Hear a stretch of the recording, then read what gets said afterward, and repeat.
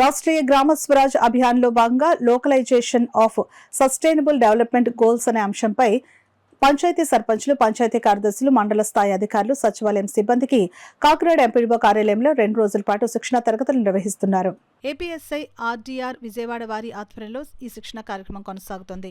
ఈ శిక్షణ కార్యక్రమంలో MPDO Pasupuleti Satish, EOPRT MSR Anjaneyulu, MEO Nama S Dasu, CDPO Lakshmi, RWS అధికారులు, సర్పంచులు, సెక్రటరీలు, ఏఎన్ఎంలు, సచివాలయ సిబ్బంది పాల్గొన్నారు. సో ఏ గ్రామానికి ఏ అవసరం ఉందో అవసరాలకు అనుగుణంగా మనం సస్టైనబుల్ డెవలప్మెంట్ గోల్స్ తయారు చేసుకుని దానికి అనుగుణంగా మనం జీపీడీపీ యాక్షన్ ప్లాన్ తయారు చేసుకుంటే ఆ గ్రామం అన్ని విధాలుగా కూడా అభివృద్ధి చెందుతుంది అనేది కాన్సెప్ట్ దీంట్లో. సో ఇది గ్రామం అనుగుణంగా మనకు ఒక గోల్ నిర్ణయించుకుంటాం. ఆ గోల్ నిర్ణయించుకోవాలంటే ఆ గోల్ని మనం సాధించాలంటే కొన్ని టార్గెట్స్ పెట్టుకోవాలి. సో ఒక గోల్ అంటే చాలా టైం పడుతుంది, టైం టేక్ అని. ఇప్పుడు గ్రామం అంతా సిమెంట్ రోడ్లు వేసారంటే ఇమీడియట్గా ఈ రోజు అయిపోవు. దానికి టార్గెట్స్ పెట్టుకోవాలి. ఒక్కొక్క వీధి ఒక్కొక్క సందు మనం వేసుకుంటే అది 1 సంవత్సరానికో 4 సంవత్సరాలకో మొత్తం విలేజ్ అంతా కూడా సిమెంట్ రోడ్లు మనం వేసుకోవడానికి, డ్రైన్స్ కట్టుకోవడానికి అవుతుంది. సో గోల్కి టార్గెట్కి ఉన్న వ్యత్యాసం అది. సో మనం ఒక ఫంక్షన్ చేసుకోవాలనుకుంటే అదొక గోల్, ఏదో ఒక ఫంక్షన్ చేయాలనుకుంటే అదొక గోల్గా నిర్ణయించుకుంటే దానికి ముందుగా మనం ఏర్పాట్లు చేసుకుంటాం.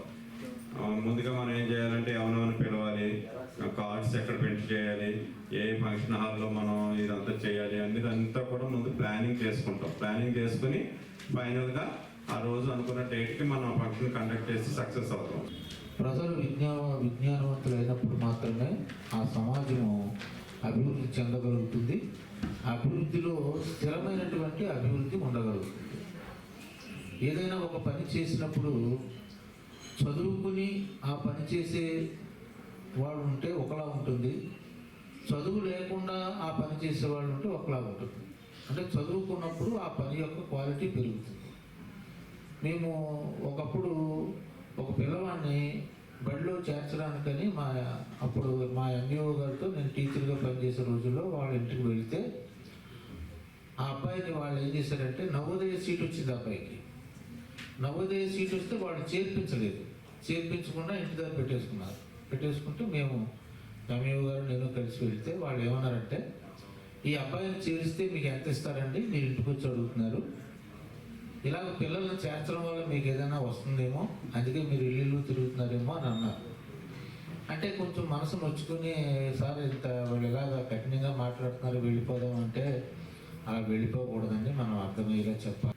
అలాగే పంచాయతీ కార్యదర్శులు, అలాగే సచివాలయ సిబ్బందికి వీళ్ళందరికీ కూడా 2 రోజులు సస్టైనబుల్ డెవలప్మెంట్ గోల్స్ మీద 2025-2026కి సంబంధించి 2 రోజులు శిక్షణా తరగతులు ఏర్పాటు చేయడం జరిగింది. ఈరోజు మొదటి రోజు శిక్షణా తరగతులు స్టార్ట్ అయినవి. ఇలాగే రేపు కూడా శిక్షణా తరగతులు జరుగుతాయి.